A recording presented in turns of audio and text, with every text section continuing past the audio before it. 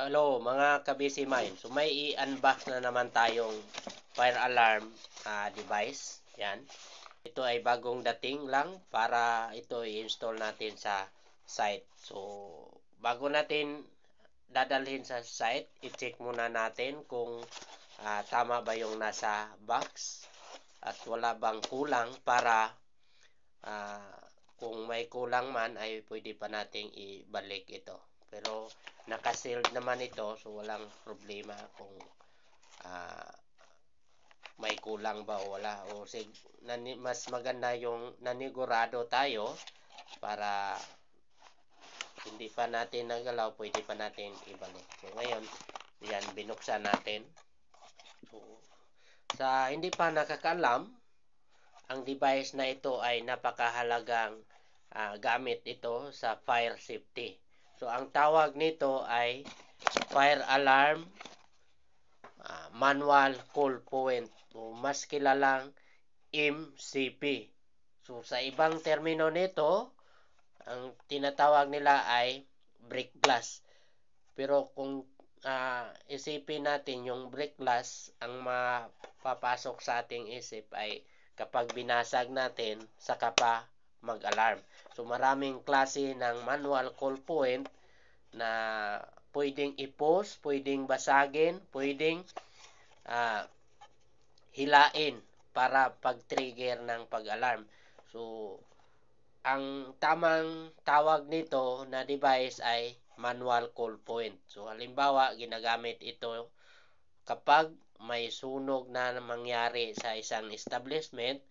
Para maalarma yung lahat, kailangang lapitan natin ito at i-push natin yung nakaharang sa harap.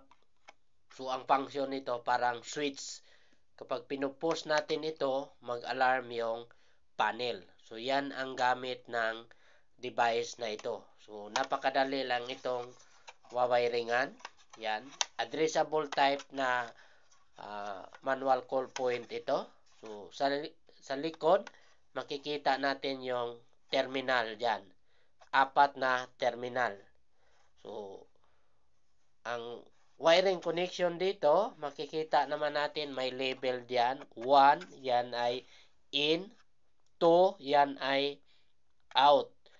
3 at saka 4, yon ang common. So ano ba ibig sabihin yung in?